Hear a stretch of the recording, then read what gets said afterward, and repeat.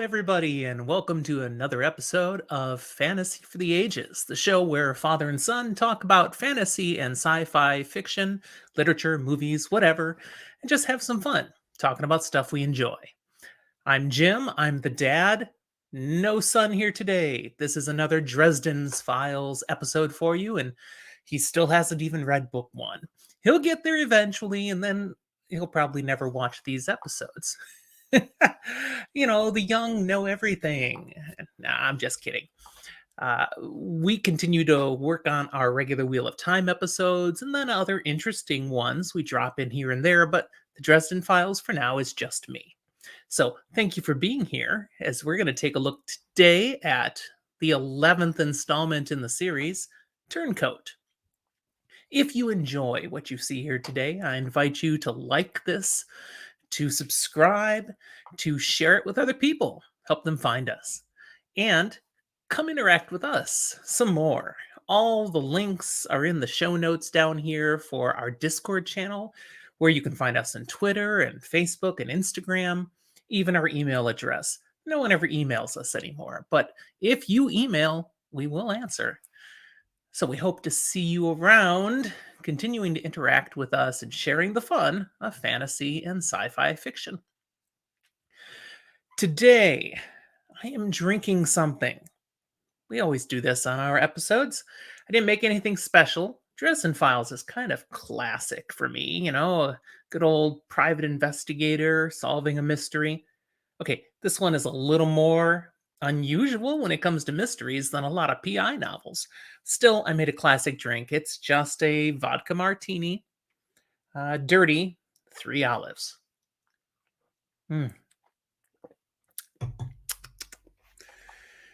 Gotta love a good classic martini.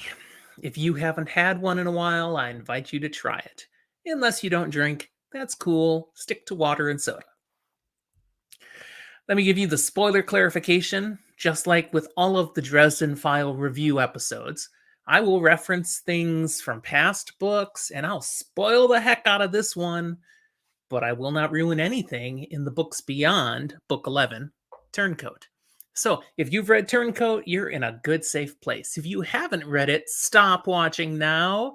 Come back later after you finish. Initial thoughts on this book. Wow, this is a major book in the series. I mean, there are certain books in the Dresden Files people really talk about as being significant and huge for how it changes the story. And I don't hear people talk about Turncoat as much as some of the others, but they should. This is big, really big.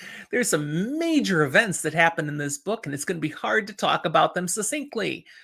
And I do a great job of not talking much or too long.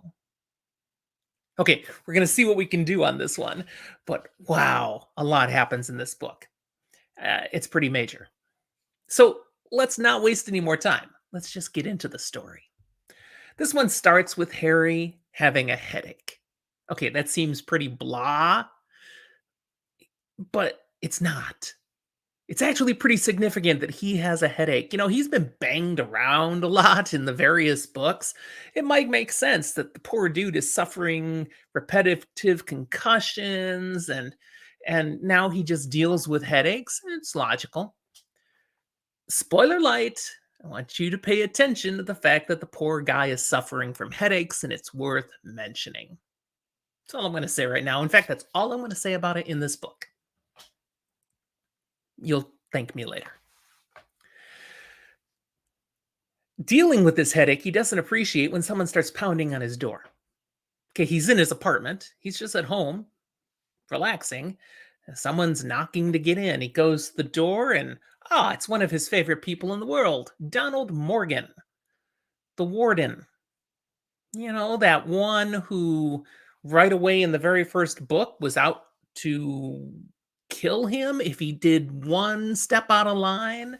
Someone who was so sure Harry was actually a black wizard that got away with it and was a major thorn in his flesh and has repeatedly popped up and not been one of Harry's favorite people.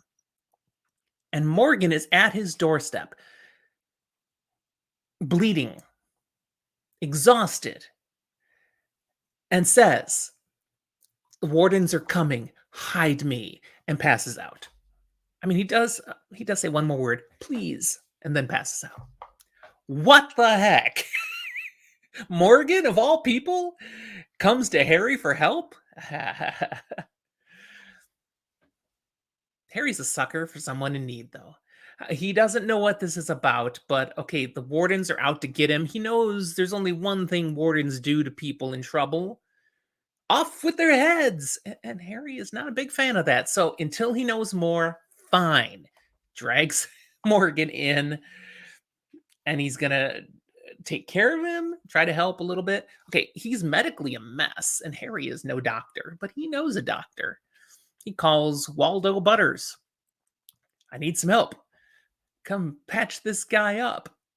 Now, Waldo is not really a physician. He deals with dead bodies, but technically, he can sew like the best of them. So he does help out a little bit. Also checks on Harry and those headaches. Yeah, they're still here. See, I did say I wouldn't say anything more. Now I just did. Okay. Now, what Harry has to deal with while Morgan is just passed out on his couch is what to do, what to do. He knows really he should turn Morgan in. If Morgan's on the run from the wardens, he's on the lam, he's broken the laws of magic. Well, if Harry doesn't turn him in, Harry is now complicit. There are plenty of people out there that don't need an excuse to take out Harry Dresden. But maybe there's a legitimate reason Morgan is running from wardens. I mean, he knows Morgan is a straight arrow guy, a by the book, letter of the law person. There's got to be something to this. Eventually, Morgan does wake up. Now we can have a conversation. "Why the heck are you on the run? Why are you here?" Morgan reveals, "I've been accused of murdering Eleron Lafortier." Now, Lafortier is one of the senior members of the White Council. So you got the White Council, that's all the wizards strong enough to be wizard, not just I use a little magic. They're real wizards. And there's hundreds of these guys all over the world. But then they're led by the senior council, some of the strongest, most powerful, and perhaps wisest of the wizards out there. So Lafortier was one of those. Lafortier was not a Harry Dresden fan. He's one of the ones who would rather see this guy go away, kind of blames him for the war with the Red Court. But apparently he's dead now. Why do they think Morgan killed him? Well, Morgan was found over Lafortier's body holding a knife, the knife that stabbed him to death. Kind of odd. They're wizards and magic, but someone went and just killed him with a dagger? Okay. Problem is, Morgan, he knows that. He was found over Lafortier's body with a knife, but he has no memory of how he got in that position. He does not remember killing Lafortier. As far as he knows, he's innocent. He can't explain the circumstances he was found in, but he wouldn't have done that. He's sure of it. Unfortunately, the wizards also, in then quickly looking at the circumstance, they find a bank account, a new bank account in Donald Morgan's name with millions of dollars just recently deposited. And they find in his phone records that he's been making regular calls to an operative, a known operative of the Red Court vampires. It's obvious. He did it. He's guilty. Or, if you use your head a little bit better, which is what Harry is inclined to do, he was framed. I mean, that's too obvious. "Hi, you caught me standing here holding a knife. Oh, I've got millions of dollars just in my bank account, and I have phone records obvious for you to find." He believes he was framed. Harry's open to the possibility, because that seems pretty shallow, but the only information he has right now is from Morgan. He's going to have to investigate this. Of course, that is why Morgan came to Harry again, because Harry knows what it's like to be accused of something you didn't do. Morgan has done it to him for years. But he figured if there's anyone who might be willing to believe that Morgan didn't do it and would be willing to look further, look past the shallow frame job, it would be Harry Dresden. And god dang it, he's right. So Harry's on the case. So what Harry's going to need to do is find out who's really to blame, not just exonerate Morgan, but if it's not him, then who did it? Somebody killed Lafortier. And unless he can solve the whole mystery, things are probably still going to go bad for Morgan. Morgan says, we've got a couple of days, but the clock is ticking. He's like, what do you mean, a couple of days? Now, wizards can track people, but somehow Morgan has ducked all attempts to find him. He says there's something in place right now that they cannot magically find him. It's going to last maybe 48 hours, maybe 60. That's about all I have. And then anyone will be able to find me. So, chop, chop. All right, well, Harry's got to get busy. Where does he turn first? He starts with Thomas, his half-brother, a White Court vampire. Gets together with Thomas, brings him up to speed on all this, and Thomas is like, Harry, are you nuts? This is Donald Morgan. He hates your guts. Why are you helping him? Harry is Harry. But he says, seriously, he might be innocent. So I got to do this. Can you ask Justine, his girlfriend, who works for Lara Wraith, Thomas's brother and the head of the White Court of Vampires, could you ask her to poke around a little bit? Just see if she finds any information from the White Court's eyes and ears as to hinky stuff that might be going on out there. Thomas doesn't like this. I mean, asking Justine to intentionally poke around is risky. She's already been feeding them intel from time to time of stuff she's heard. But this is very intentional to deliberately poke around, look and see. Not even just are the White Court involved. There's not any real reason to think that, but they know what's out there. They've got their own intelligence service. Do their people know anything? Have they seen anything connected to this murder and to Morgan? Fine. All right. Thomas will ask. Leaving Thomas, Harry's heading on to another place, and as he's driving along, he gets this really creepy feeling like he's being followed. He doesn't see anybody, but he's perfectly aware that magically people can follow you while they're veiled. They can make themselves practically invisible to you. Harry has a tool in his kit, though, to get past things like that, called his wizard sight. So he turns on the wizard sight so he can see through veils, see past illusions, and he looks around. There's a problem with wizard sight, though. It's when you see things truly as they are, it burns it into your brain. You cannot unsee it. It's permanent. So he uses it very hesitantly. We've seen him use it a few times in the books, but not every book all the time. It's a rare tool that he must use with caution. Well, using it, he looks around, and looking up above one of the buildings, he sees a creature following him. And this creature, when you use your wizard sight, you don't just see the being, you see the essence of the being. Like he looked at Karen Murphy once using wizard sight, and he saw this warrior, angelic, like a Valkyrie. And it was amazing. And it said all the good and righteous and the warrior that she was. And it was cool. And that image is in his brain. He can't get rid of it. Well, when he looks at this thing, he sees evil, absolute, awful, disturbing horrificness that is so bad, it numbs him to senselessness. I mean, he ends up sitting there in his car at a red light. It turns green. He's not going anywhere. He can't function because of this image in his mind. He literally has to get out and leave the car and walk to try to get away from whatever that is. And he cannot get the image out of his mind. It is just, oh, it's crushing. Fortunately, he's relatively near the University of Chicago, where he has some friends of his that live. The Alphas, specifically Billy and Georgia, two werewolves. They're humans who can transform into wolves, and they've been trying to do good with their powers. They learned it back in book two, Full Moon, and they've come in and out of our stories along the way, but Harry's remained on good terms with them all along. He makes it to their place.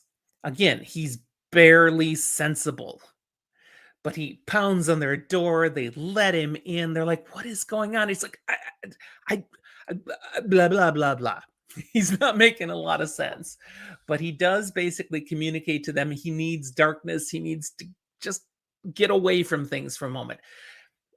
They don't ask a lot of questions. They've known Harry for a while. They know things happen. They don't know everything about the supernatural world and the wizarding stuff that Harry does. They know enough, though, that there are things beyond what they understand, and just roll with it. So they put him into their bedroom and they just leave him in there alone. Lights are out. He curls up on the bed, and what he does is he makes himself dwell on this image. Now it's horrible. He's, dry heaving, his head is exploding, but he forces himself to look at it and look at it and look at it. And what he's trying to do is desensitize himself. It's never going to get any better to see this, but over time, he can numb himself to it so that he's hoping he can function. He can move on. It takes him an hour and a half to get to a point where he thinks he can get up and have a conversation. He's still feeling pretty shocked. But now he goes back out and talks to Billy and Georgia. Now, he doesn't realize how much time has passed, but he gets an update. He hears from them that they had contacted their friends, fellow alphas, Andy and Kirby, and the two of them are going to head on over. Well, at this point, there's something outside. They tell them there is something out there. Andy and Kirby are tracking it.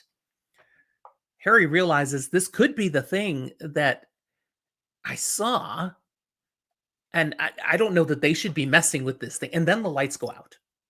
Okay, this is bad. Something's wrong. They rush outside, and all heck breaks loose because this thing attacks. Now, the lights going out was its design. It did that because there's Andy and Kirby out there in the dark now. Kirby takes out his cell phone to create some light, a little flashlight maybe with the cell phone. With that light identifying him, this creature zooms in on it and attacks. And Kirby, just like that, is dead. His throat's just slashed right out. Whoa, never had a chance. The rest of them go to war against this creature, this thing, whatever it is. It's horrible. Now, it doesn't scar their minds looking at this thing, even though it's hard to really see what they're dealing with because it's all dark, but they don't see it with wizard sight. They just see it. And the other three, they go wolf right away to try to attack this thing. And Andy, she gets whacked really hard and flung against a wall. She may be dead. Billy and Georgia, they kind of team up on it and do some attack. And they seem to catch it off guard a little bit and maybe do some damage. And it leaves. Harry, he tried some magic stuff at it, but it just shut that off. It's a very quick little interaction. And the result is one of them is dead. One of them has a broken arm and is badly injured, and they need an ambulance. That's for Andy. And Georgia and Billy are like, what just happened? And Harry has some minor intel now. Now that he's encountered it, had an interaction, he thinks he knows what they're dealing with. Also seeing how it acted, it's a skinwalker. Some sort of highly magical shapeshifter. This is a creature that's been known to the Navajo Nation for centuries, millennia. Okay. And they consider it like the boogeyman. It's the creature in the darkness. It's the scariest thing out there, and it's plain evil. In fact, Harry knows it's so bad that the Few people actually know something about skinwalkers don't want to talk about skinwalkers. They just don't even want to think about it. Truly dangerous creature, and that's what they just ran into. Harry leaves the Alphas. They're going to deal with getting Andy some medical help and the dead body. On his way out of there, he runs into Karen Murphy, Sergeant Murphy. She was looking for him. He brings her up to speed. She offers him a ride because the way she found him, she heard his car had been impounded. He left it at a light. So she figured something's up, and she knew where it was impounded wasn't far from where his friends, the Alphas, lived, so she'd come looking. And then this whole to-do has happened, so she's going to drive him home. On the way home, they have some discussion. 2 points come up here. One, with Murphy putting her thoughts on things here. The framing of Donald Morgan and this sudden appearance of a skinwalker, those are probably connected in some way. Coincidences don't make a lot of sense.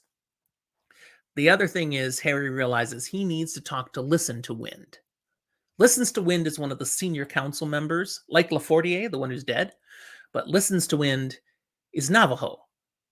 He's part of that tradition of knowing something about skinwalkers. So that's on his list now. He's going to need to get a hold of Listens to Wind. Back at his apartment, he brings Morgan up to speed of running into a skinwalker. And Morgan says, "Oh, man, it must have followed me here." When Morgan had been with the senior council, when he'd been arrested and then fled from the wardens, okay, that happened at the headquarters of the White Council, which is in Edinburgh, Scotland. Wizards don't travel by plane. They get around the world using the ways through the Never Never. Magical paths that they have permission to use safely from the Fae. And there is a path, there's more than one path, out of Edinburgh to different places around the world. One of them comes right into Chicago, but he was in a real hurry when he got out of there. He didn't have a chance to get to the entrance that leads to Chicago. Instead, he ended up at the one that led to Tucson, Arizona. And in Tucson, he got on a bus and rode to Chicago. Well, Arizona, that's the southwest United States. That's the home territory of skinwalkers. So he's sure it must have sensed him there, and they feed on magic. So, an injured wizard was like, "Meals on," and they probably trailed him all the way to Chicago. And being here now, found Harry. We learn a few other things about skinwalkers then in this conversation. One, they can only live in the American Southwest. Something about the way they are, that's their territory. They're tied to it. Yes, they can leave it, obviously, but they can't stay away very long. Harry's like, "Oh, that's good news." Morgan's like, "Yeah, not as good as you think. He can be away long enough to do a lot of damage, a world of trouble. It's just that he can't stay here forever. He's going to have to go home eventually. The longer he's away, the weaker he'll get, but he can counteract that by attacking magical people, because when he feeds on them, he gets their strength." That doesn't sound good. We also learn the name of these skinwalkers is a Nagloshi, and true Nagloshi are thousands of years old. They're practically eternal. Very hard to kill them. Morgan does mention he's killed one before. Morgan is very old. Wizards age very slowly. But to kill it, he lured it onto a test site for a nuclear bomb that was about to happen. So literally, he nuked it. That's what it took to kill it. Harry doesn't have many nukes sitting around in his supplies in Chicago. All right, Harry's going to continue his investigation, see what else he can hear and learn, not just about a skinwalker, but about, again, Morgan. That's the more critical thing. That's where the clock is ticking. He reaches out to the Paranet to see if they've detected any unusual warden activity. Are people hunting for Morgan? Now, the Paranet is that network across the country, stretching across the world even, of magic users who are not council-level wizards, but still can connect with each other and have some protection from the supernatural just by knowing each other and taking care of each other. That was founded back in an earlier book. In reaching out to the network, the Paranet, he does learn, yes, there's definitely activity. We don't know why, but we've seen wardens showing up in places and searching for something, and nobody really knows what's going on. Now, Harry's like, I'm the warden of Chicago. Wardens have been tasked to look for something. He knows it's got to be Morgan, but no one reached out to me. So he reaches out to the warden in Texas, guy named Bill. He's familiar with another part of the US. Have you heard anything weird going on? He's like, yeah, there've been wardens prowling around. They won't tell me anything. They're on council business. So what he gets there is that the council is keeping this whole thing close to the vest. Harry is particularly troubled that if wardens are on the prowl and he hasn't been told, well, there's someone who's with the wardens who ought to have told him. Anastasia Lucio, the head of the wardens. That's currently, well, the last book ended, they were kicking off a bit of a fling, and yeah, that's a thing. She's his girlfriend, and she hasn't said anything to Harry. He finds that suspicious. What's going on?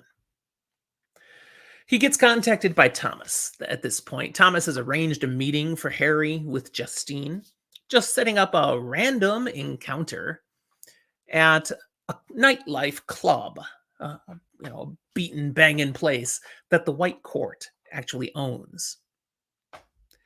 It makes a lot of sense that White Court vampires would operate nightclubs.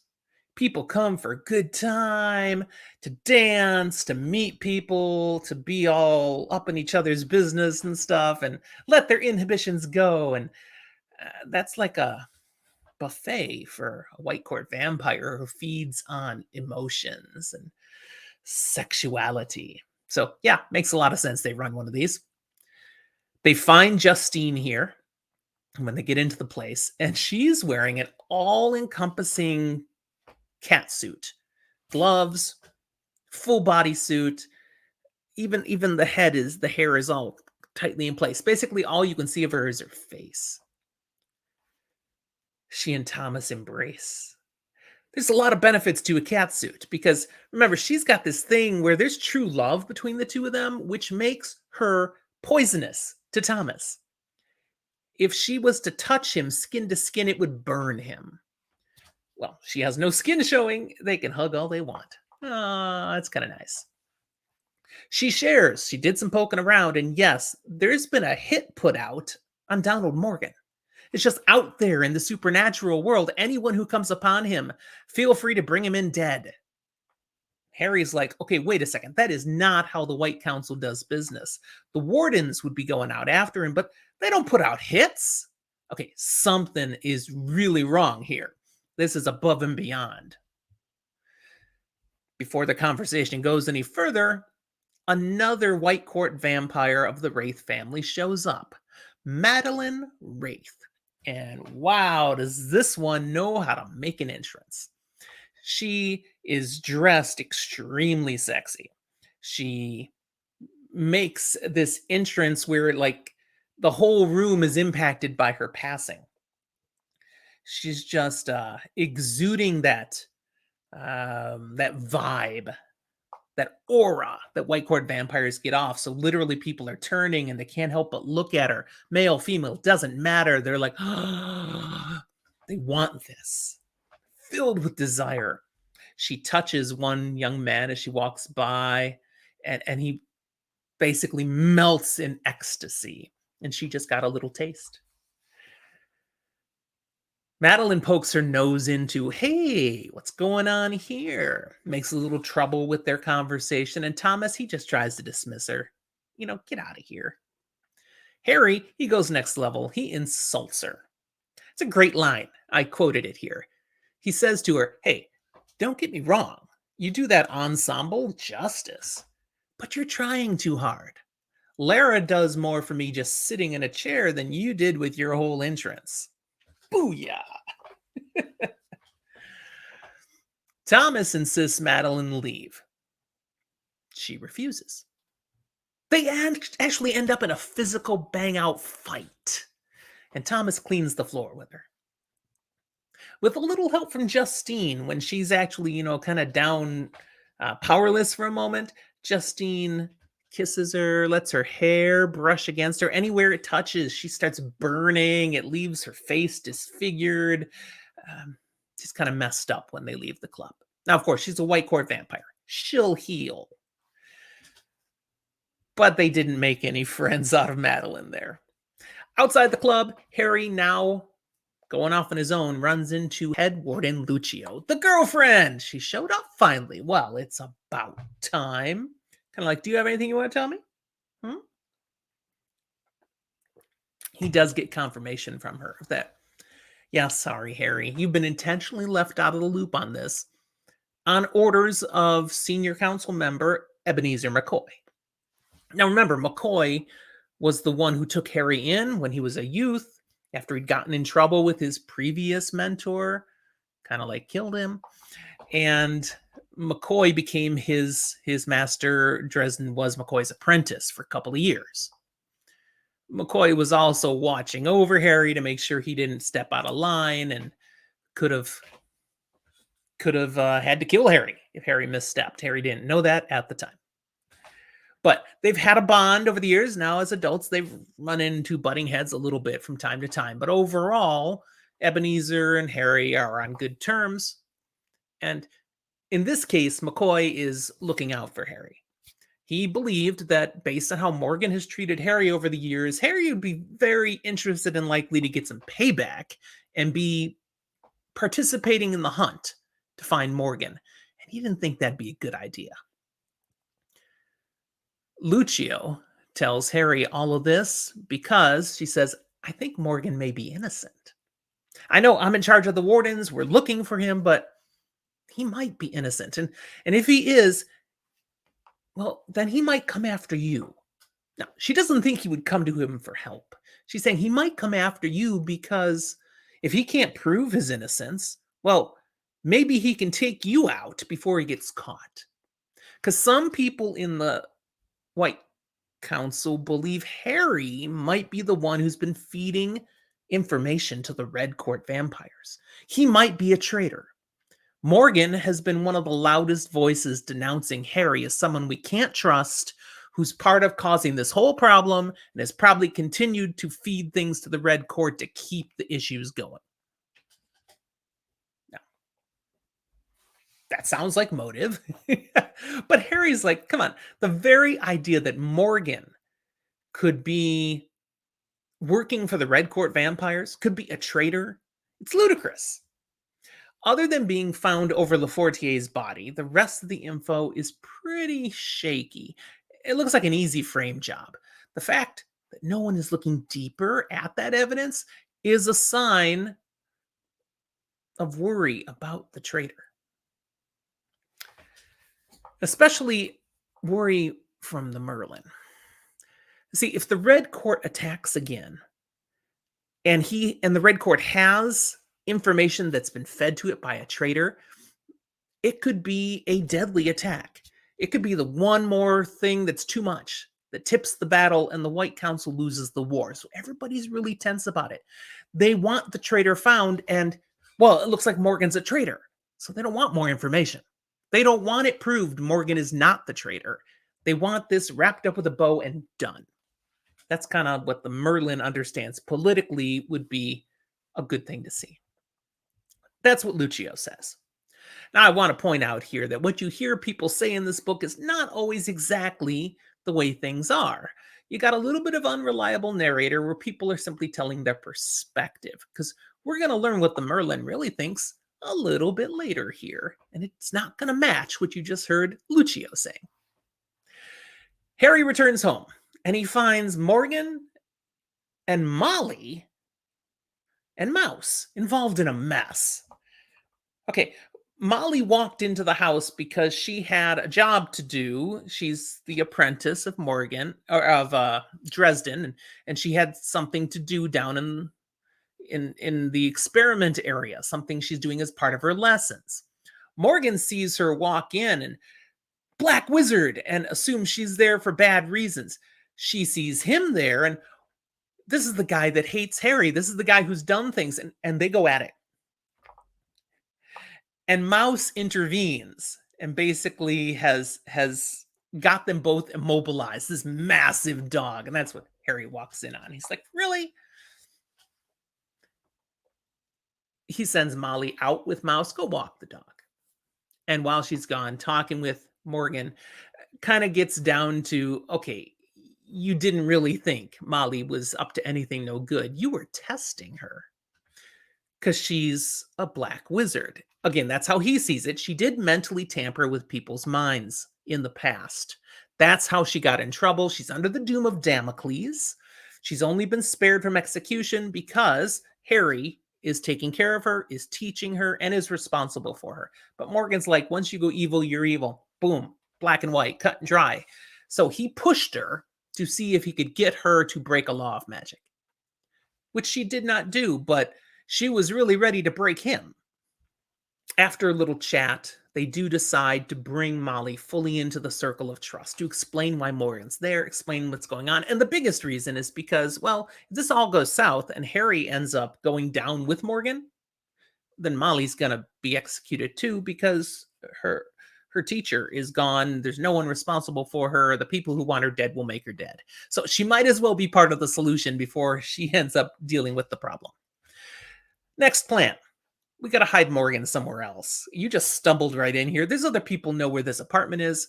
So they head to Harry's bolt hole, a place he has prepared in advance for if he ever needed to hide out somewhere, if his apartment wasn't safe. Now, it's just a storage unit, one of those garage door storage compartments that he's rented, and he's magically prepared it for concealment and avoidance so people won't notice it. He also has it magically protected against attack magic. Now, it's not like Fort Knox, nobody could ever get through. But if somebody comes and attacks, it's going to resist. They won't be taken by surprise in this bolt hole. And what they will have time to do is while someone's trying to get in, they can escape. Because at the back of this storage unit, there's basically a back door, a magical one. It's a way you can open up into the Never Never. Those aren't everywhere. Some people can create them wherever they want, but most wizards aren't that powerful. Harry's got a spot here, though, where anyone who can do it can open it right here and slip away into the Never Never, just a few steps away from one of the safe ways, the paths that have been created by the Fae for them to use. Sweet. Leaving them there safe, Molly and Morgan, Harry is going to head to Edinburgh. Now, he does talk with Thomas before he goes. Thomas is going to hang out in the neighborhood, out at a car, just kind of watching to make sure nothing comes along and to be able to call Harry if something's happening. It's the best he can do right now. He's got to get some more information. So he heads through the ways to Edinburgh, Scotland. It's a good chunk away around the world, but through the Never Never, he can get there in about 30 minutes.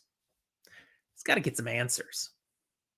Now, it's supposed to be safe walking along these ways, again, allowed by the fairy courts. And yet Harry is hassled by some spiders. Now, not little spiders. These are big spiders. They're fairy creatures, but they're very real. And he basically has to kill one. And the rest are like, oh, yeah, oh, sorry. Move along, move along. But they really tried to hassle and interfere with him. That shouldn't have happened. But he's like, Harry Dresden. These things happen to me. Arriving in Edinburgh, Harry poses as having heard about Morgan and wanting in on the search, which would make sense to anybody who hears that. Of course, you'd want to get some back against Donald Morgan. He learns that the senior council members are here in Edinburgh, managing the situation, all doing different roles. Like Ebenezer has gathered wardens in an elite strike team, and if they get news, Morgan's there, boom, they can go. They're ready. There's one not there, the gatekeeper, Wizard Rashid. He's kind of a more mysterious one and has, without explanation, helped Harry, sided with Harry a few significant times over the books. He's the one nobody knows where he's at, the gatekeeper. Kind of the joke is made, maybe he's gatekeeping. Here with the White Council in Edinburgh, we do get a few extra details about the White Council that we've not learned before. One, it's been around since Roman times, so this goes way, way back. It's also been headquartered in various places around the world. It's been here in Edinburgh, Scotland, since the end of the Middle Ages. Now, Harry's first person to speak with, if he had his druthers, would have been the gatekeeper. When he thinks of the senior council members who might have been helpful and willing to share information, but he's not here, as we already described. So, who else? Well, not the Merlin. Merlin is the one in charge, and he can't stand Harry. Harry's a thorn in his side. So, who else? Well, he barely knows the rest of the senior council members except Ebenezer. So, Ebenezer is the one he's going to have to seek out. Now, he does. He connects with Ebenezer, and he finds Ebenezer is positive Morgan is guilty, and he's ready to take him down. Harry tries to plant the seeds that, maybe Morgan was framed. And Ebenezer's like, nah. I mean, sure, it's possible, but what's the likelihood he would have been framed? I'm not buying it.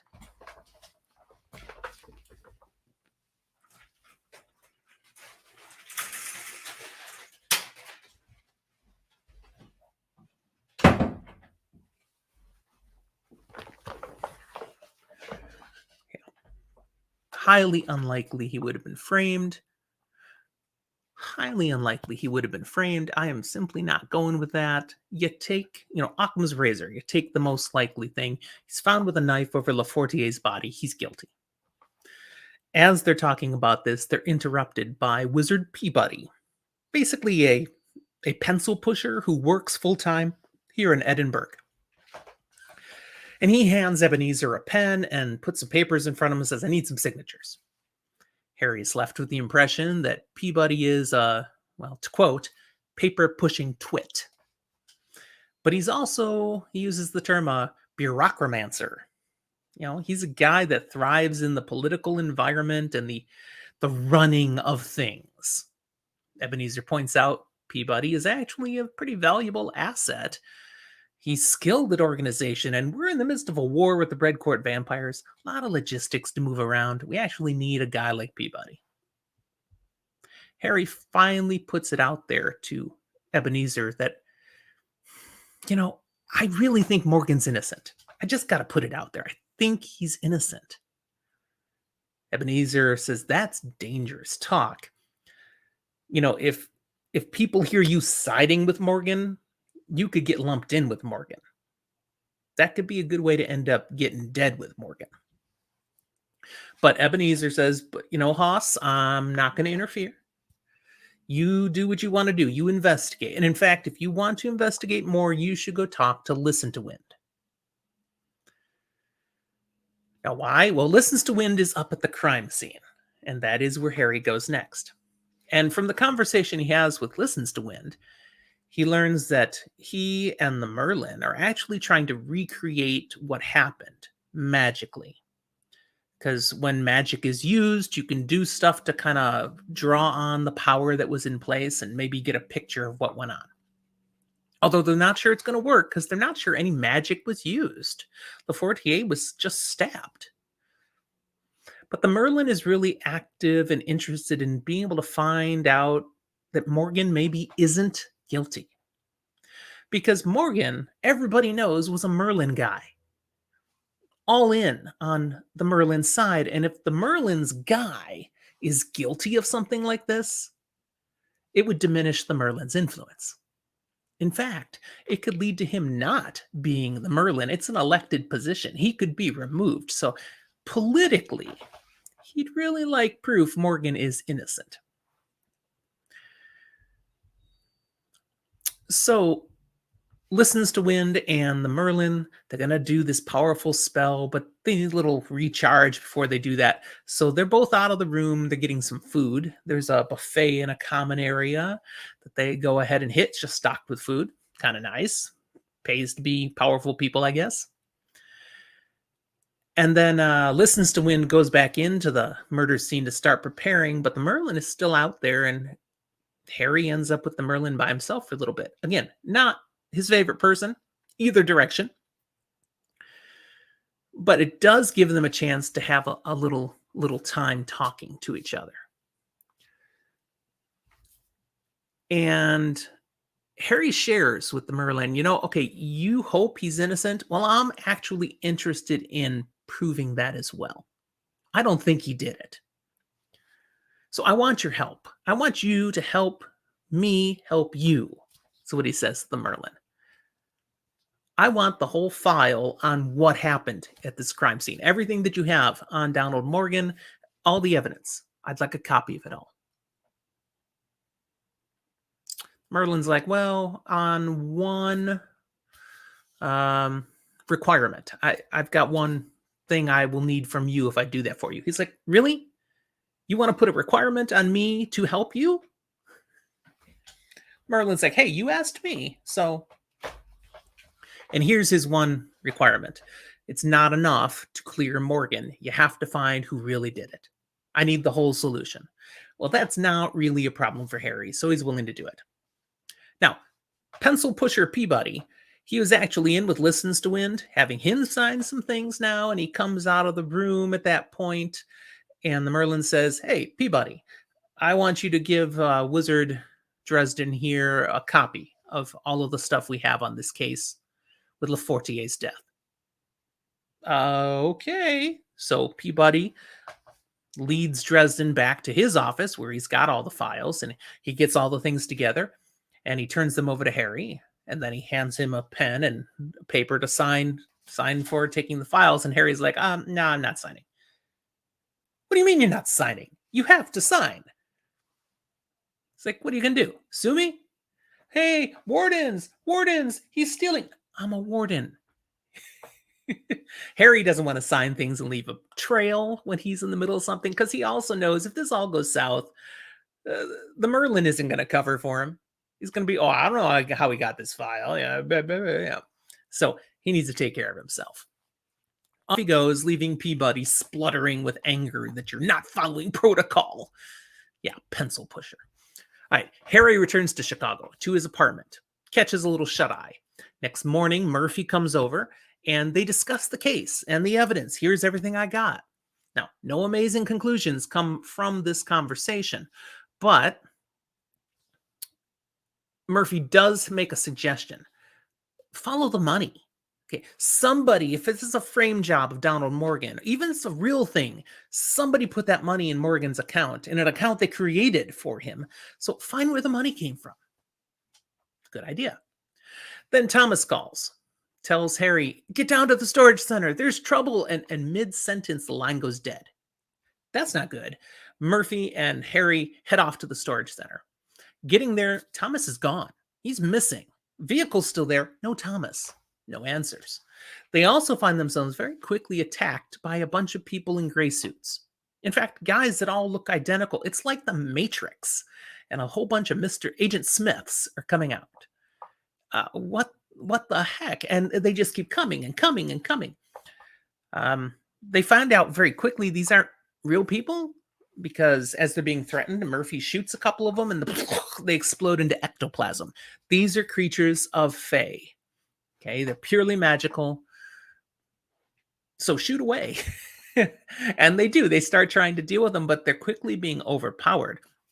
And they get to a point where they're clearly not going to be able to get to the storage unit where Murphy and Morgan are, but they're not going to be able to get away either.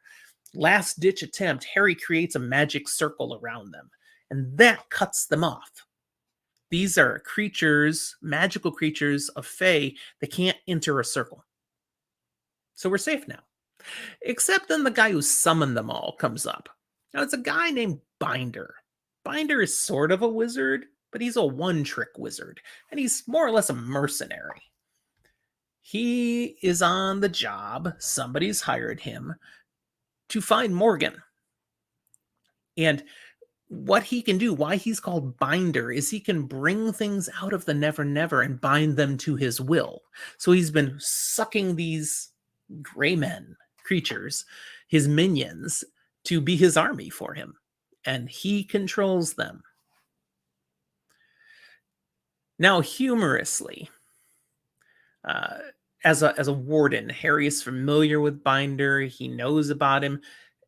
Nobody likes Binder on the side of law and order, but he's never quite crossed the line of breaking a law of magic. He's flirted with it a lot, but he works for people. He's a merc, and he follows orders, but he doesn't actually of his own initiative do things that would get him in trouble. So while he's sitting there outside the circle, he's threatening to break the circle and, finish them off. And basically, he falls victim to bad guy monologue syndrome when he starts talking about all the things he could do and maybe what they should do to try to get out of what he's going to do to them, yada, yada, yada. And in the meantime, Molly and Morgan show up, sneak up, and kind of catch him. First, Morgan, who's in a wheelchair. He's all beat up, but he's got a shotgun, and it's pointed right at Binder when he brings Binder's attention to him. With Binder surprised under shotgun crosshairs, Molly reveals herself right next to him. She was in a veil, and while veiled, she had drawn a magical circle around Binder, and as she drops the veil, closes the circle. As soon as he's inside a circle, his magical control of all those gray guys disappears. And they just all into effortless ectoplasm. Busted! All right, so they got the drop on Binder. Murphy puts cuffs on him. We've got him now. He does try to escape before she can cuff him. And she goes all off on him. And, she knows judo and stuff. It's a very fun moment. Brilliantly takes him down. So Murphy's going to stick around, get him down to the police department, the precinct. In the meantime, Harry and the others, they got to get out of here. So they escape into the Never Never through Harry's bolt hole back door. Now they got to figure out what the heck happened to Thomas. He's the one who called them, but he's not even here when they get here. Morgan's like, well, obviously Thomas betrayed us. He is a vampire after all. Morgan refuses to believe that a white court vampire could be trusted. Of course, he doesn't know it's Harry's brother. That's a pretty closely kept secret. At this point, though, Harry learns how Morgan is hidden. Because Morgan's like, someone had to betray us. They can't find me magically. I used my marker from Queen Titania. Just like if you remember in a previous book, Harry had used his marker as an esquire of the court, something he was given out of appreciation. He used it with that issue of the eldest Gruff in our last book to get out of a jam. And there's a bit of a joke here where Morgan says, yeah, I mean, it's no donut, but I used it to get myself a few days of undetectability. Yeah, I love that reference. And if you've read this book, it means you read the last book and you get it. Now, Morgan shows that marker he has to Harry and Molly, and Harry grabs it and chucks it away into the Never Never, away from them. Irritating Morgan's like, what the heck? But Harry points out, that can be used as a tracker. So yes, Queen Titania, she's going to keep her promise to you. You're undetectable, but anyone with the Summer Court, or anyone the Summer Court decides to allow to use it, can track you by where that is. So with that gone, now it'll be harder to find. Now, they actually don't think the marker is how Binder found them because he didn't know where in the complex they were hiding. He tried to get that information out of Harry. If he knew where the marker was, he would have tracked directly to Morgan. So there must have been more conventional methods used to find them. So Harry has an idea. They go back to their apartment, his apartment, but into his backyard. And Harry calls up Toot Toot. Remember that little fairy that leads Harry's personal guard, protecting their Za Lord. And Toot uses his gang of fairies to do some quick searching of the area, and they discover there's a man in a house across the street observing, watching Harry's apartment. So Harry just goes out and confronts the guy, and the guy actually sees Harry coming. Harry's like, "Hey, you, come here." Now the guy heads for his car, and when he gets to the car, he finds that thanks to the request from Harry Dresden, Toot Toot and his fairies have totally gummed up the works. All the tires are flat. The engine is a mess. This car's not going anywhere. Okay, now they have a conversation. Turns out the guy's a private investigator, Vince Graver, and he was hired to keep an eye on Harry and to report wherever Harry goes. He will not disclose his client's identity. But when Harry shares, the information you fed somebody has led to 2 murder attempts on my life over the last 24 hours. Graver's like, whoa, whoa, whoa. No, I had no idea that's what the kind of stuff this was for. Okay, I'm out. I guess I'm not getting paid now. But he quits. That's it. He's not going to do this job anymore. Harry is actually impressed with the guy's integrity. A, that he won't give up his client, but B, he's not going to keep working for him when it's being used for stuff like this. He says, "You got a business card? I might need subcontract work at times." All right. And tell you what, I will call my mechanic, and it's on me. We'll get this all fixed up for your car now. All right, thanks. Appreciate it. So leaving this guy, Vince Graver, waiting out at his car, he goes back into his apartment, brings everybody up to speed now down in the apartment. And Molly's like, so this guy, young guy? It's like, yeah, fairly. I'll go get the information out of him. And Morgan is incensed. He's like, you can't go into someone's mind. Who said anything about going into someone's mind? And she quickly reaches in and takes off her bra, intentionally pulls her shirt tight. It's kind of a funny moment, but basically she goes out, she flashes her physique and her charm and gets him talking, and she manages to get out of him, not directly, a roundabout way, who hired him. She also gets a date, but that's just funny. Evelyn Derrick is the woman who hired him. She's part of a law firm downtown. So next up, Harry heads to that downtown law firm. See what he can find out. Confronting Evelyn Derrick, he discovers she has no idea what she's a part of. No idea magic's involved. He does some magic and threatens her, and she's terrified. She had no idea supernatural stuff's even real. Pressing further to get the information, he discovers her mind's been messed with. She's actually been compelled to do these things, and he can see in the shadows of her mind when he does a soul gaze that a white court vampire is behind this. That's who's paid her to do this. Harry's furious that such a creature, this white court vampire, is doing things now that are hurting people in his city. Even this lawyer, messing with a lawyer's mind, that's black magic. That's dangerous stuff. That can end up totally destroying a person. So returning to his apartment, Harry walks into a very similar scene to the last time he came back from somewhere. This time, Lucio had showed up at his apartment and found Molly and Morgan, and this goes very, very quickly bad. He finds them at a stalemate. Mouse is holding Lucio down. Morgan has a sword at Molly's throat. Nobody's moving. See, Lucio came to see Harry, found them, assumed Morgan had conscripted Black Wizard Molly, and that they together eliminated Harry already. And so she is gonna take Morgan in. And Molly's like, no, you can't let anyone know he's here. So she was magically gonna stop her, and she did some things to her. Didn't break a law of magic. But then Morgan stops Molly from doing anything to Lucio because he likes Lucio. She was his mentor. He was once upon a time her apprentice. and he works for her, even though he's on the lam right now. Harry talks them all down. He's like, seriously, guys, try using your words.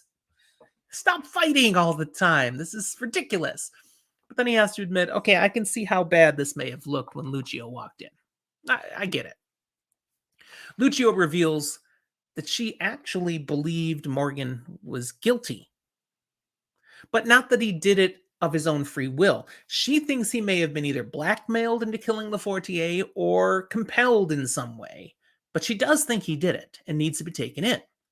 Morgan realizes at this point, as the two of them are talking, that, wait a sec, you two, you're a thing.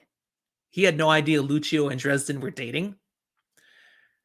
And he takes that really hard, which is where we get the information that, yeah, he had a thing for Lucio. Turns out, as Lucio and Dresden talk about this a little later, as Lucio's apprentice many years ago, he fell hard for her, very similarly to how we know actually Molly has a major crush on Dresden. But as his teacher, she never took advantage of that.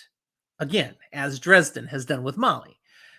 Now, that's years and years ago, but Lucio continued not to want to move forward with a relationship, even though knowing how much he cared about her, because that's a complication. And he works for her now. She's the senior warden. He's one of the wardens. Relationships just make things messy, so she wasn't interested. Of course, she's had one with Harry now, and he works for her. Love is weird. Harry brings Lucio up to speed on everything he knows then. Basically, she's now in on the whole deal. And she agrees, all right, let's see this through. Let's see what else we can find. She goes with Harry to Chateau Wraith to confront the White Court vampires, now that we know that they're behind this private investigator that's been watching them and has led to some attacks. He wants to know, okay, Lara Wraith, the head of the White Court, are you behind this, or is this being done by someone else in your organization and you don't know what's going on? They're escorted in to meet with Lara in her office, and they find Justine out in front of the office. She is the personal assistant to Lara Wraith. The conversation with Lara discerns that yeah, House Wraith is behind this, but she had no idea. She's actually quite irritated to learn someone is acting in such a manner under the radar, using Wraith resources like this, but no approval from Lara. While they're all together, and before that can go much further, they're attacked by the Skinwalker. Hello, he's back. And holy crap, it's a massacre. This is right in the heart of the power of the Wraiths. They're heavily fortified complex, and he just goes through everybody. Human soldiers, guards, he's just killing them left and right. There's multiple vampires, not just Lara here, and vampires are very strong, and it's just knocking them about and breaking bones and doing whatever. In fact, they can't stop it. They can't even really hurt it. It's laughable how helpless they are in the face of this Skinwalker. This thing is truly magically and otherwise powerful. And it dawns on Harry, if this thing wanted us, Harry, Lara, dead, we'd be dead. He wants something else because he's not killing us. He keeps fighting us because we keep fighting him. So he stops fighting and he says, what do you want? He says, I want to trade. I've got Thomas. I want Morgan. I will trade you Thomas Wraith for Donald Morgan. And you're going to want to take that trade, because if you don't, I will kill everyone and everything that you care about, Harry Dresden. And Lara Wraith, I will destroy your organization. And you guys have seen what I've done here. You cannot stop me. You have until tomorrow sundown. Call Thomas's cell phone. That's how you can get a hold of me. And out he goes. Wow. Well, once he's gone, Harry and Lara determine a few things. Lara discerns Harry has Morgan. She didn't know that at that point. That he's helping Morgan. So, okay, let's work together. We'll play along with this demand for a trade as a way to get Thomas back. Also, Who the heck could be behind this in our house? Well, who didn't show up when we were attacked? Madeline Wraith. They discern Madeline is the one behind giving money to the lawyer and that private investigator and working against Morgan and Harry. She's probably the one, therefore, who did that funneling money to the plant, the framing job. She's behind a lot of this somehow. Also, in the midst of this conversation, Lara flirts with Harry. Seriously, she can't help herself. So you kind of get the impression that while she might be a vampire and very powerful, she also has a thing for Harry. And this helps because she's willing to work with Harry Dresden, I think, in ways she wouldn't work with anyone else. Harry collects Lucio, who was injured in the midst of all of this. She's got a broken collarbone now. And she's just resting with Justine while they were working through some of these last details. Unfortunately, as he leaves with Lucio, Justine makes some comments that kind of lets it out of the bag that Harry and Thomas are brothers. No one official with the White Court, the White Council, knew that at all yet. Lucio's the head warden. Dang, that could be a problem. Harry and Lucio leave the Wraith complex in a borrowed car. It's a loaner given by Lara, just a car she had around. A freaking Rolls Royce. Of course, a silver Wraith version. Wraith. As they drive away, they talk about Thomas, and they talk about Harry's mom, also, therefore, Thomas's mom, Margaret. Lucio knew Margaret. All the wardens knew Margaret because she was considered a threat to the laws of magic, and the wardens were told to keep an eye on her. When she was younger, she'd agitated for change. She believed the laws of magic had nothing to do with right or wrong. They were so misused. People as wizards could keep the laws of magic and do such harm to other people in the world. And she's like, that's wrong. We need to focus on justice, not just the letter of the laws. No more playing fast and loose with that. Well, her proposals, they didn't look big picture. Most of the rest of the wizards, and certainly the ones in power, felt. If they started pursuing justice instead of just paying attention to their laws, they would have ended up getting sucked into more of the mortal realm, mortal conflicts and politics for the sake of justice. And that could go very badly. But Margaret never saw eye to eye. She was also known, because she was watched so carefully, that she had a lot of contacts amongst the Fae, the fairy world. In fact, that's why her nickname was called, her full Numda, oh man, I just forgot the phrase I want to say. Margaret Le Fay. She got that added on because of her connections with the Fae. In fact, she traveled the Never Never before anybody else was doing it to the consistency that she was. It was like the back of her hand. She could be over here in one part of the day and another part of the world just like that. She knew every part of it somehow. She also was known for never being able to hold her tongue. Sound familiar, Harry? Eventually, she fell off the radar despite being under observation. And now Lucio knows when she disappeared, well, she was clearly spending time with the Wraith vampires since she had a kid. All right, Harry returns to his apartment's sub-basement now because he needs some Bob time. We haven't talked about Bob this book, his little spirit of intellect in that skull. He wants to get some information out of him and try to contact some of his spirit contacts and see if he can get some information. Can he find Thomas? No luck on Thomas. Also, he researches the Naglashi some more, trying to find some weaknesses, and Bob's helping with that. And, well, yep, nope. There's no weaknesses. Really, Bob says this thing is basically like you learned from Morgan, kind of eternal, and you just don't kill these guys. He's the real deal. Harry leaves Lucio resting in his apartment, all drugged up now with her, broken collarbone.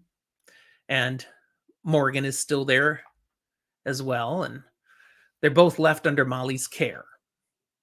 Harry goes to the hospital now, check in on the alphas. Turns out Andy has made it through surgery, but she had some serious internal injuries from the way she'd been flung about, and it's touch and go. She's not in surgery now, but they don't know if she's going to truly pull through. They just need to give it time. Billy has a heart to heart with Harry. He says, it's time we know everything you know. Harry says, I've shielded you from the full scope of the supernatural, so you didn't have to deal with a lot of these things. It's like, yeah, and now we've got someone dead. We don't want to be shielded, Harry. We want to know it all. He's like, are you sure? Because once I let you in, you're in. There's no backing out once you're in. It's like, yes, let us in. So young Billy is left behind at this conversation, and now we're going to have Will Borden, a more grown adult, facing the world with Harry. But that conversation ends for now. Harry checks back in with Murphy, back at Chicago Police Department headquarters. She's got Binder in custody, though he's not officially been charged because it's kind of hard to make things stick when all the people he brought have turned to ectoplasm and then disappear. There's not a lot of evidence to hold him for. So they pressure him a little bit. They try to get information out of him, who you're working for, who's paying you, and he won't talk. And okay, fine. They let him go. But they don't let him go just to let him go free. They decide to let him go so they can track him and see if he leads them to where they can find who's paying him. And sure enough, he does lead them somewhere, to a hotel where he meets up, and Harry's listening magically to this. He meets up with Madeline Wraith. So there's confirmation that, whoa, Binder is working with Madeline. So we've got the Nagloshi who's doing stuff, and maybe he's, the Skinwalker, maybe he's connected with them. But now we know Binder and Madeline definitely are working together. By the way, I like the name for the Nagloshi that Harry makes up a nickname, Shag Nasty. It's good. Shag Nasty. It just feels right. In the conversation that he overhears, Binder clearly references that Madeline has a boss. So Madeline's not in charge. She's answering to someone, as is Binder. We don't know who that boss is. But as they listen to more of this conversation, they overhear that Madeline has gotten to the point where she's tipped off the wardens that Harry is sheltering Morgan.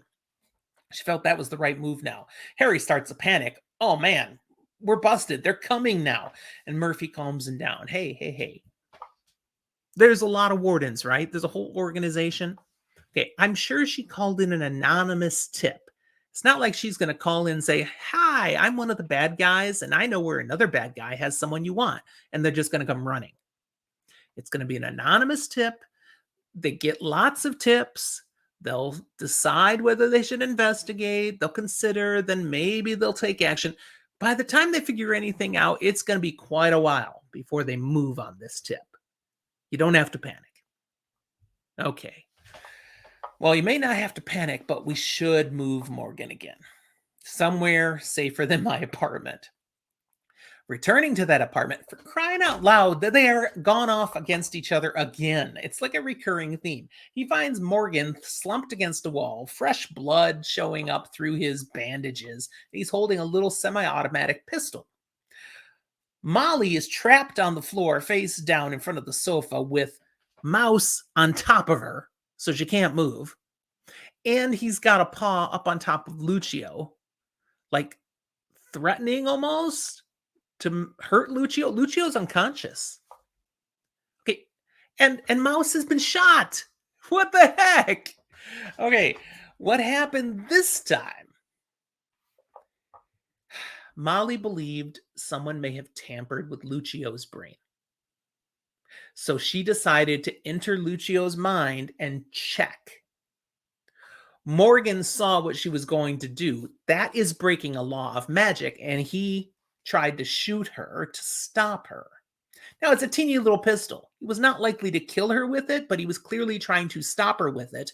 Mouse got in the way, intervened, took the bullet for her, and then held Molly down so she couldn't do anything, and also basically threatened Lucio so that Morgan wouldn't do anything else, and waited until Harry showed up. Okay, this is complicated because Molly just broke a law of magic. She looked inside Lucio's mind. She did not have permission. That's a violation. Morgan, as a warden, knows she did it. So she will be executed if he shares this information, which, if they are successful in exonerating him, he's that kind of dude. He will then be duty bound to report what he saw and off with her head. So Harry has a conversation, says, just one on one with Molly. This was stupid. You should not have done this. I have failed if you felt this was appropriate to do. But here's the deal now. If this gets reported, you're dead. So you might want to run now. Honestly, just go. Or you can stay and try to do the right thing, and then we'll just see where the chips fall. Molly decides to stay. Now, after announcing that decision, she shares that, I did see into her mind briefly. She's been tampered with. I don't know who, I don't know what, but it sure looked to me like someone has messed with her perceptions. That's great. One more thing to worry about. So, Harry, we're going to move Morgan. He's got an idea of where to go. He decides not to bring Lucio. Now, she's still unconscious, so she doesn't know any of these decisions or anything. But he leaves her alone in the apartment, leaves a note of that he's, off. And he takes Murphy, Morgan, Molly, and Mouse with him. That is a lot of M's. They go down to the docks, and Murphy parts ways with them. She gets to take the Rolls Royce with her and go hide. Go get away from things for a while, because I don't want anybody to find you and try to use you against me. And he won't tell her what he's going to do either, because if she doesn't know, she can't be forced to reveal it. So she's like, take care of yourself, you big lunk, and I will try. And Murphy's out. Okay. Morgan, Molly, they get onto a boat. Mouse goes with Murphy. They get onto a boat with Harry, and he's going to take them out to an island we're familiar with. That island we learned about in the last book, Uncharted, out in Lake Michigan, a ways off the coast from Chicago. An island with power. This is where he had the confrontation last book with the Denarians, and where Michael was shot. Harry's got an idea. This was a place where Denarians hid before when they had the archive captive. It's got some magical aura around it where it's hard to track it, hard to get to. Harry goes there, leaves them on the boat, says, I'm going to go try something. Stay here. I should be back in about an hour. If I'm not back, Molly, go to your dad. Tell him I said you need to disappear. He'll know what to do. But Harry now on the island, he senses a hostile presence on the island, like the island itself. There's something here. And Harry has decided he's going to try to tap into this source of power he feels. So he does a magical ceremony to make this island his sanctum, a place where then he will be able to personally draw on the power of it and have some strength from the island itself. It's a very dangerous ceremony to try. It's like a few levels above where he is as a wizard. He honestly shouldn't be able to pull this off, but he's got that a little extra mojo from Uriel, the archangel that he was given in our last book, Soul Fire. And at the point of the spell and ritual where he's at his limits, then he adds in just a little extra with Soul Fire, and it seems to put it over the top. And he summons the spirit of the island, this big creature, kind of like an Ent on steroids in my eyes. And he names it Demon Reach, and it submits to Harry's authority. Oh, he has a sanctum. He has power. Returning to the boat, he realizes something extra he's got now, too. He has a new connection to this island. He can sense every part of it, everything attached to it. Every bird, every insect, every tree, all he has to do is think about it, and he knows exactly what's there and what's going on. That's not the way this is supposed to work, according to what he learned. So when he gets back, he explains what he did and talking about what he's experiencing with Morgan. It's like, oh, that's not just a sanctum, that's intellectus. So the spirit of the island, Demon Breach, Harry's name, has intellectus regarding the island, basically omniscience over the island itself. It doesn't stretch off of it. In fact, when Harry steps off the island out of the pier, he can't sense anything on the island anymore. So it's limited to the island. But that's some special magic and power he has when he's on the island now. And Morgan says, yeah, that's really rare. In fact, most creatures with intellectus are immortal creatures, and that this has happened over millennia that they've developed intellectus. And now you've got this? Ooh. All right, they return to the marina, so Harry can make a few phone calls. He's got this safe place he's created now. Now he's got to set in motion what's going to rush us to the finish of the story. First, he calls Lara Wraith. He learns that Madeline was behind the money put into Morgan's account. That's confirmed now. It was suspected before, but yep, it's confirmed. She shares that he shares that Lara, say this right. Harry shares with Lara that Madeline is working for someone. He gives Lara directions on how to join him later this evening. I'm throwing a party. Okay, we don't get more about that, but he's inviting her into what he's going to be doing. Call number 2, he calls Thomas's cell phone. He's calling up Shag Nasty, and he says, hey, I've decided to take you up on that trade for Morgan. I'll give you Morgan, you give me Thomas back. But you're going to need to come meet me. And he gives him directions to the island. Then he calls Edinburgh, leaves a message for the warders, tells them, I have Morgan, and I've been sheltering him, and I have proof that he was framed. So I will meet with you, the council, if you come to this island I have off of the coast of Chicago. I will produce an informant who will give testimony that will vindicate Morgan and identify the true culprit. I am not surrendering Morgan. I want you to come and hear me out, and we will peacefully work things out. There's his phone calls. Now he's got time, he figures, to go back to the hospital, because it's going to take time for the wizards to get their act together and to come on out to the island. And at the hospital, he checks on Andy's status. She's still touch and go. But he says then to Will and Georgia, okay, guy, I need you guys. I've got something happening now, a final end game. I need you with me. And they're like, all right, we're in. Let's go. Returning to the marina, he also does one more thing. He contacts Toot Toot, his fairy friend, and promotes him to Major General Toot Toot Minimus of the Zalord's Elite. That's great. His head practically explodes, and he asks him to recruit as many other fairies as you can to join us on the island this evening. And on the boat ride back to the island, Dresden reveals to Molly the plan. He's called the council to come this evening with that clear information that he has an informant who will reveal the truth about what happened to Lefortier. And he believes that's going to draw the real traitor out. He believes the traitor made a mistake, and Lefortier had found him out, and that's why Lefortier was killed. Everything else has been desperate moves to cover his tracks, whoever this traitor is. And he's getting more and more sloppy because it's just not getting done. So Harry's confident this guy's going to mess up this evening as well.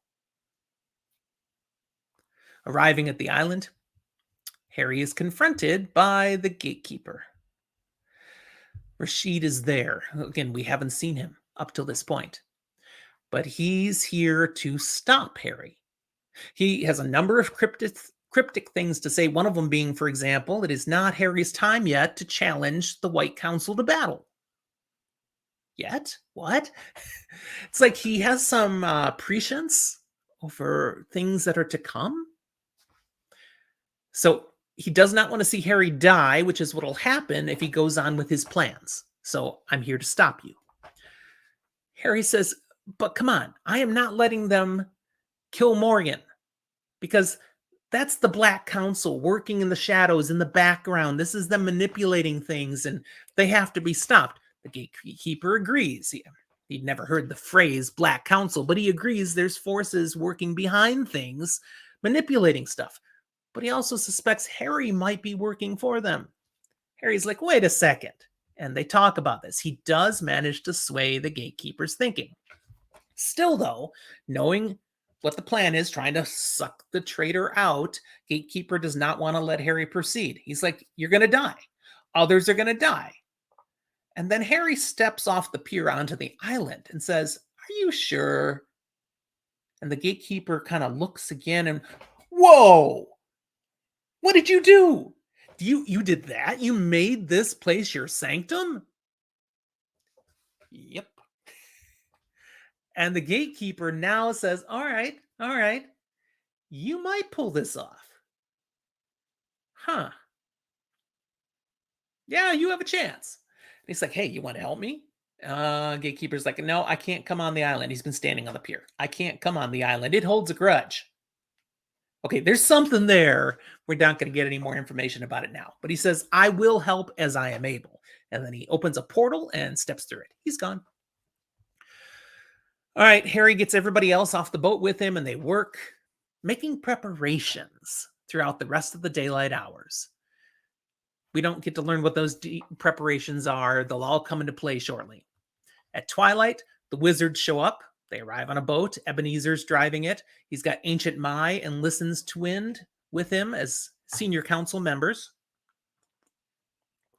And they've brought some wardens with. Things start to get a little tense. But before too much can happen, the White Court vampires arrive by helicopter. This is great. Helicopter doesn't even bother to land right there. Just kind of as it's passing over, Lara and two of her sisters just literally jump out and land like only White Court vampires can. And they walk on up. Harry had already shared with the wizards that the traitor has implicated the White Court in this fiasco. The source of the money that showed up in Morgan's account. It came from the White Court, but this was not a sanctioned move of the White Court. They're trying to, put us against each other and cause chaos. The White Council and the White Court representatives here, they come to a non-aggression agreement.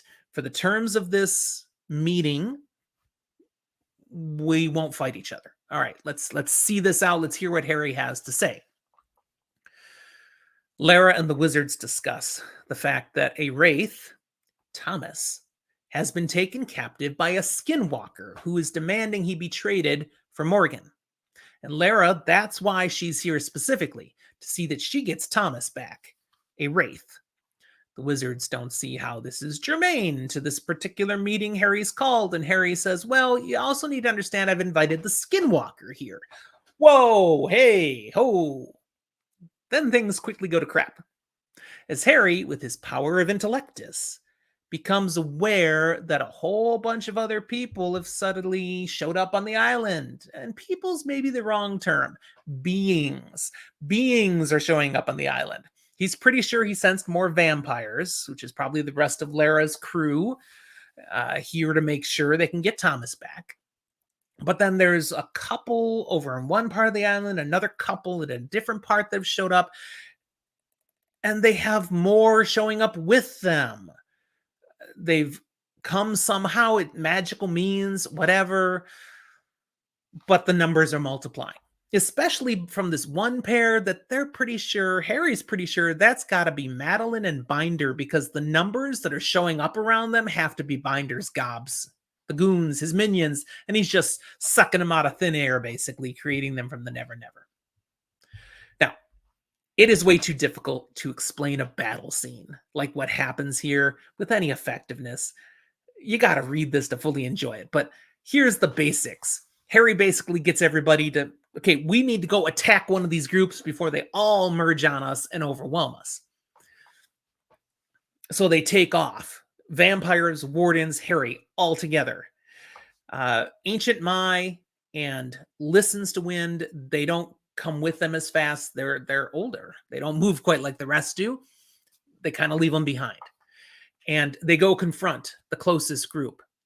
Harry has set up around the island fireworks in various places. And this is the first way he uses his fairy friends, Toot Toot and all. He has them get some of these firework caches and go to where enemies are and light the fireworks, which identifies where they are, distracts them, and then they can attack. Harry attacks, wardens attack, vampires attack.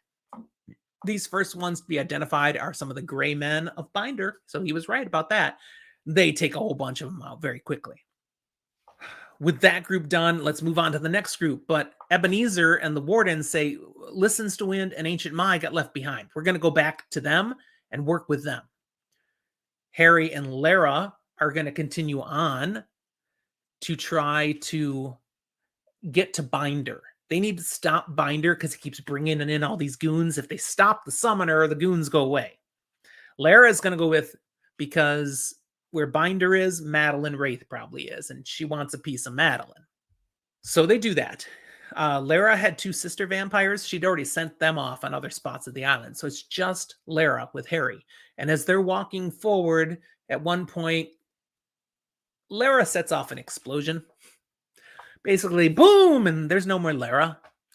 Harry gets knocked back by the blast, and then as his ringing in his head's going on, there's Madeline. She's on top of him, and she's about to feed. He's like, oh, the sex aura is just totally getting a rise out of him, and she's just starting to feed when she's knocked off of him by Will Borden in werewolf form. They've been on call. They've been lurking, and here they strike. But he moves on before she can turn on him. And then she's struck by another wolf. There's Georgia from the other direction. And the two of them team up back and forth. And they're doing some serious damage against Madeline Wraith. But then Binder shows up with a shotgun, ready to shoot the wolves.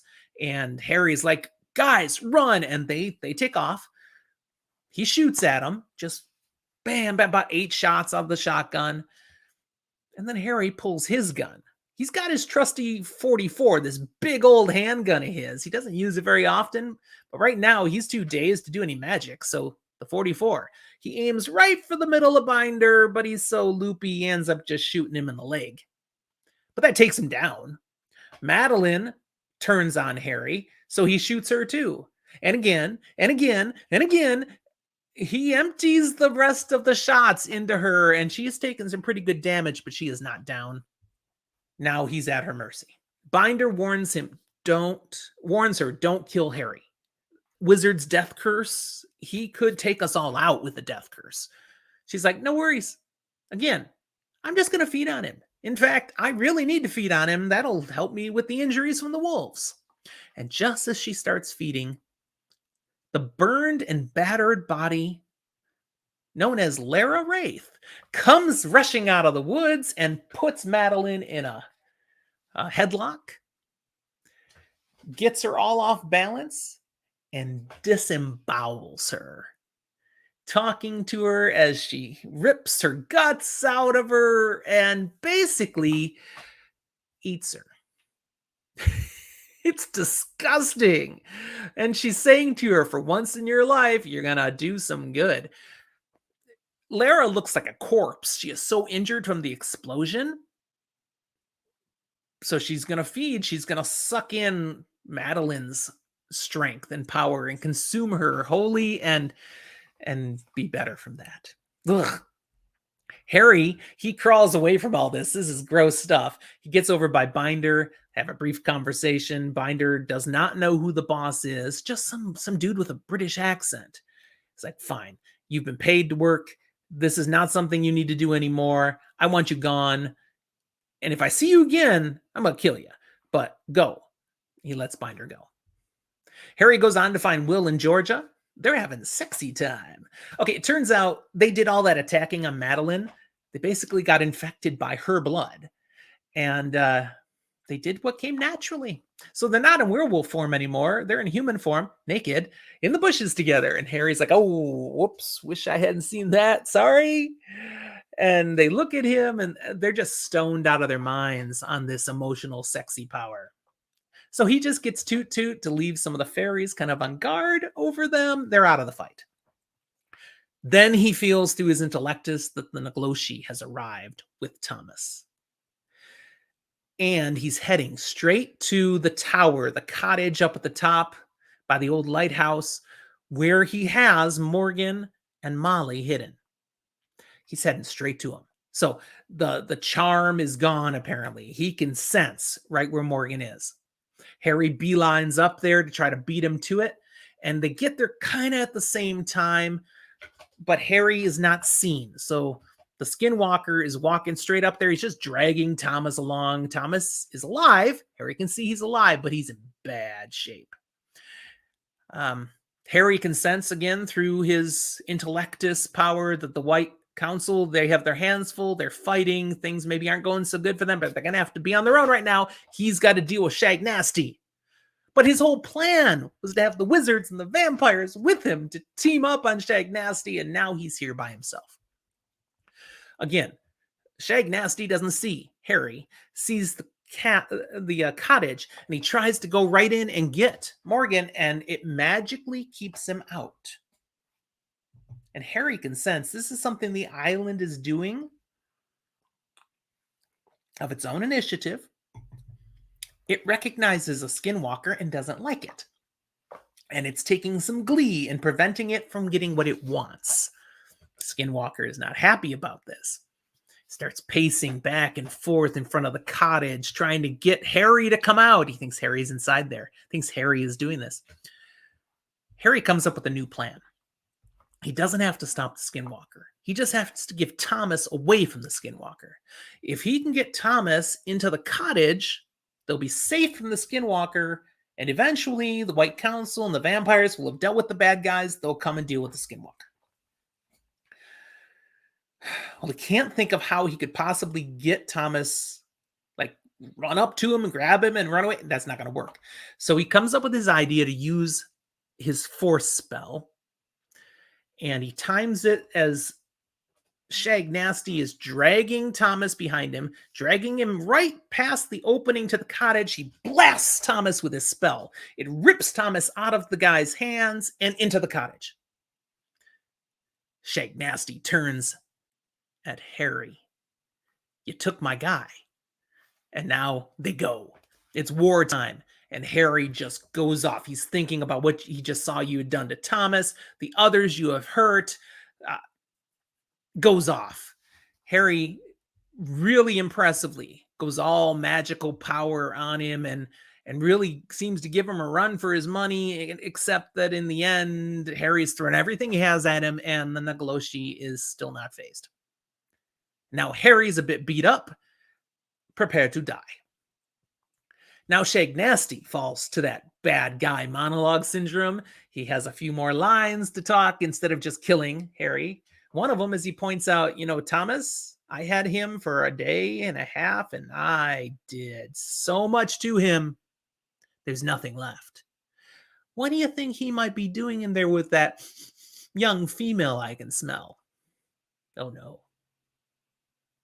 But now, time to kill, except Toot Toot comes in from out of nowhere with his box knife, his sword, and slashes Shag Nasty. And darts in and out, all sorts of knife. And it's like the skinwalker's trying to swat this mosquito. And Toot Toot just keeps whirling around and slashing him. And finally, Shag Nasty calls up a spell. A big wave of air just knocks him sideways. And Toot Toot is flitted away. Dead? Unconscious? Who knows? But that gave the time needed for Listens to Win to show up. The Navajo, the senior council who understands this guy. He and his ancestors have known and dealt with skinwalkers for generations. It warns him to leave. Instead, it attacks. and learns what a mistake that was from the force of magic, as well as listens to Wind, who has an amazing ability to shapeshift as well, we find out. And he deals with the Skinwalker and has it fleeing the island, howling in pain. With that over, listens to Wind gives Harry some guidance on how to use his island powers to help the battle that's still taking place. Just does a few things, and boom, that battle wraps up pretty quick. Harry's then, okay, I need to check on Thomas and Molly and Toot Toot, and yeah, he passes out before he can do anything. When he wakes up, the battle's over, but Molly is still in the cottage and won't let anyone in past her shield. Actually, she can't. It's a magical shield that Harry had built for her, made for her, a special spell using a construct, and she activated it when Thomas was there and went off on her. She protected herself with it, but she can't turn it off. And nor is she sure she should, because what's happened to Harry? But okay, Harry talks things down, and Lara had stuck around to say Thomas is gone. We've taken him. We will care for him. He's pretty messed up. But then she leaves. Harry learns that the other creatures the traitor had brought in were spiders, like those spiders Harry had ran into. They had come, but when Harry did his thing with the island affecting the trees, the spiders all fell out of the trees. They were dealt with pretty quickly. The summoner, however, got away. So they know there was someone here, but they have no proof of who it was. Thus, there's no proof of another traitor. Morgan is still going to have to answer for Lafortier's death. As they talk about it, yep, they're pretty sure whoever that guy was must be someone from Edinburgh, because that's the only way he'd know there was something happening here. But someone's got to take a fall for this now, and we just have suspicions of someone else. We've got Morgan. Harry is willing to fight over this still, even though he's practically dead on his feet. But Morgan surrenders. He says, no, you've done enough, Harry. I will go in. I will face this. As they leave the island, Ebenezer has a private word. Very impressed with Harry, but puzzled by one thing. You could have gone around and taken out the traitor. Instead, you confronted the Skinwalker on your own, knowing you couldn't handle that. Why? Harry says, it was for Thomas. I had a deal, and Thomas was only involved in this because of me. It was only fair. That still makes no sense to Ebenezer, but he doesn't know that Thomas is Harry's half-brother. He just knows it's a White Court vampire, and why would you do anything for a vampire? Back in Chicago, the Wizards, they've gone through the Never Never, that straight path to Edinburgh, taking Morgan back. Harry and Molly, they meet up with Vince, that other PI, and this is another thing Harry had set up. He had him take pictures of anyone who came in through that one direct route from Edinburgh into Chicago. It's a certain spot. And he has the pictures for him now. And looking at them all, he sees one that doesn't fit. There's a wizard not like all the others. We know who the traitor is now. Yes. Harry heads to Edinburgh. He's going to reveal the information. He meets with Ebenezer first and shares what he knows. And Ebenezer's like, oh, whoa, okay. Well, how are you going to do this? It's like, well, I'm going to let the trial run. And just before it's done, I'm going to add more evidence. We're going to let the traitor think he's getting away with it. And then, ha. So that's what happens. About an hour later, trial goes like expected. Morgan has taken blame for everything and even willing to do it. He even says, and I misled other wizards into helping me hide, basically taking any blame off of Harry Dresden. And then Dresden stands up. Ebenezer asks him, Wizard Dresden, do you have any new evidence? And he's like, yes, I do. And he shares the damning evidence he has of Pencil Pusher Peabody. He's the traitor. Including Ebenezer had wardens go investigate something in Peabody's room. The ink that he's been having people sign all these documents with has been tampered with and magically influencing people. He's been corrupting minds and making things happen. The jig up, Peabody states, the end is nigh, and throws his spare pot of ink onto the floor. and a dark cloud rises up and supernaturally starts killing wizards.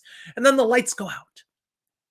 Wizards start magically creating light, which makes them a target in the darkness. Everyone who lights up something gets killed by this shadowy thing that's in there.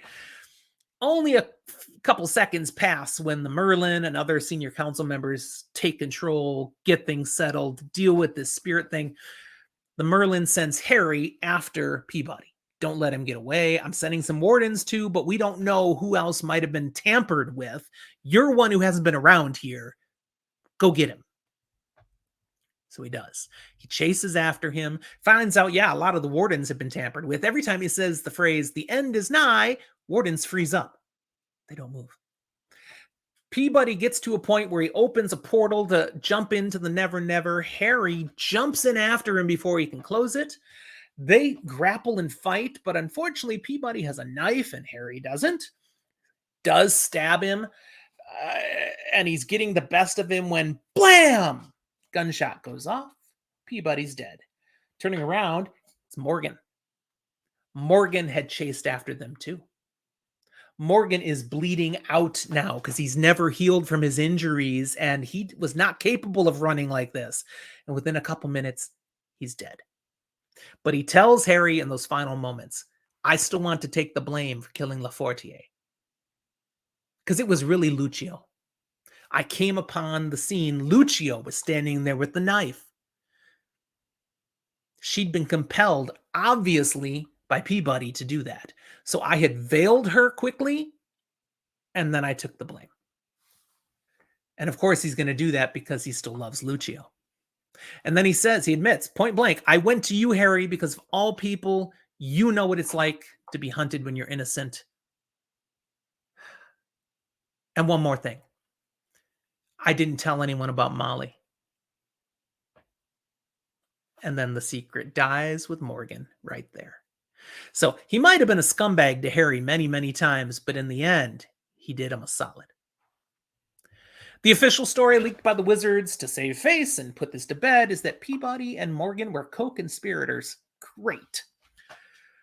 Wrap-up includes learning that Lucio's mind was manipulated primarily just in regards to feelings for Harry. So this whole relationship they have, no, that was magically induced by Peabody to keep an eye on Harry. Harry was one of his greatest threats because he didn't hang out in Edinburgh. He hadn't been influenced. Ebenezer shares that Gregory Christos has been selected to fill Lafortier's position.